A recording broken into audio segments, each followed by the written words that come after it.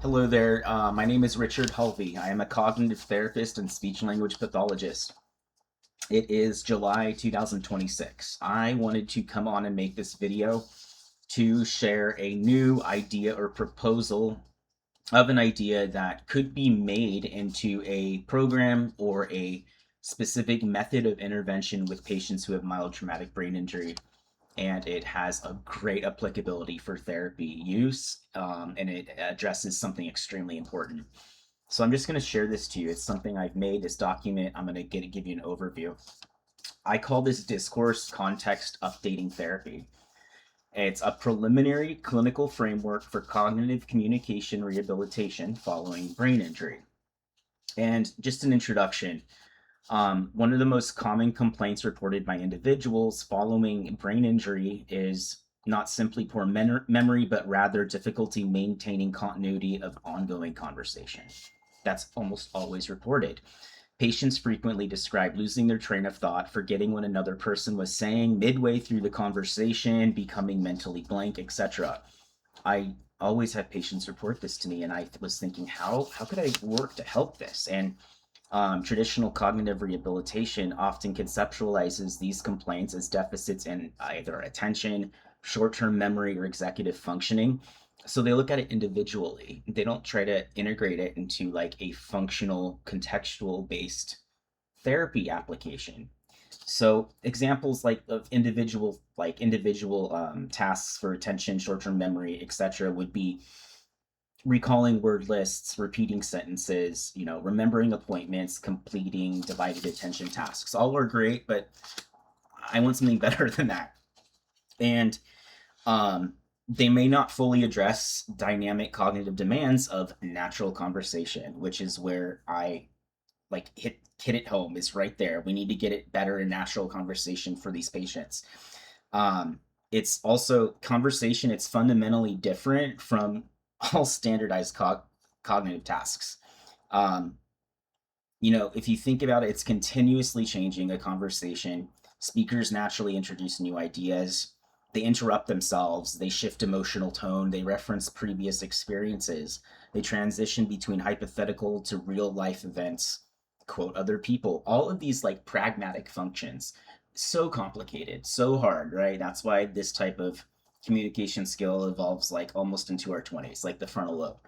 So I said the clinical observation, this treatment framework did not originate from a laboratory experiment. It originated from repeated clinical observations with me working with patients and listening to them. Um, so, sometimes they report that they remain mentally focused on the previous topic while the speaker has already transitioned to a new one. Sometimes they fail to recognize that a speaker has shifted from describing a real event to providing a hypothetical example. Huge change, very subtle. Sometimes they blend multiple stories together because they were unable to maintain separate mental representations of those stories. Sometimes they simply report my brain couldn't keep up.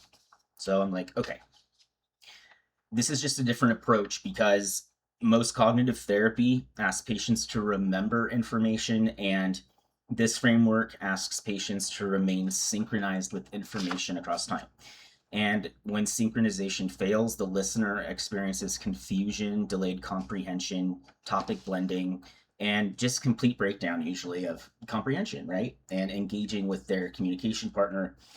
So I have a couple definitions here. A working definition of discourse context updating would refer to a continuous cognitive process through which a listener monitors spoken language, detects meaningful contextual changes, modifies their internal representation of ongoing discourse, and maintains synchronization while evolving conversational topic or content.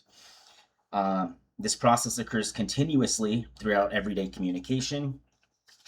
And why existing cognitive therapy may miss this? Well, like I said kind of before, it addresses contextual change, which is super important. And here's some examples or some things to explain this. So real conversation contains continuous transitions. The listener is never like informed that a topic is about to change. You never say, you're talking about this story, you're out on the boat, da da da da, and you're saying, okay, I'm going to talk now about school. and then you go into the conversation about school. That never happens. And the transitions often occur naturally and sometimes within the same sentence, sometimes without any change of voice, prosody, pausing, nothing like that. It just happens. And healthy listeners often, they update this automatically. So a thought experiment for this.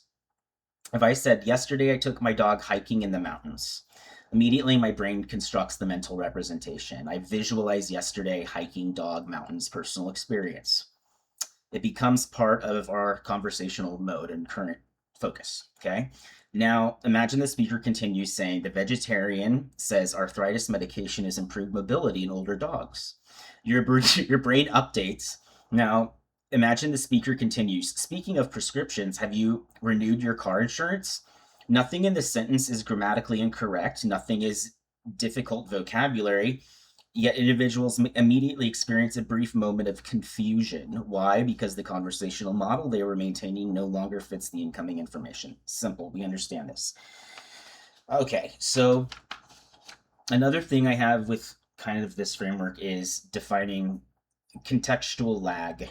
So a contextual lag refers to a temporary delay between a speaker's transition to a new conversational context and the listener's successful updating of their own internal discourse representation. During this lag, incoming information is interpreted according to an outdated conversational framework. So this may produce confusion, delayed comprehension, blending of narratives, missing important details, requests for clarification or repetition, etc. Brain fog. This is just something that's worth investigating, in my opinion,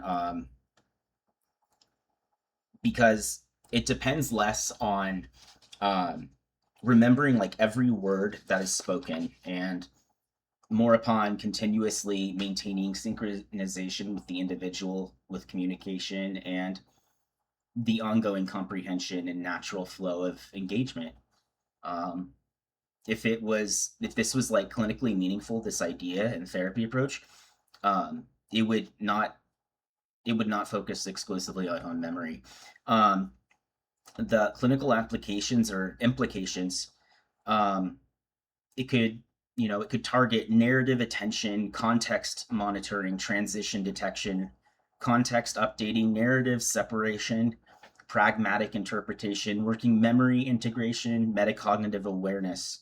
All of these would be part of that discourse context updating therapy idea.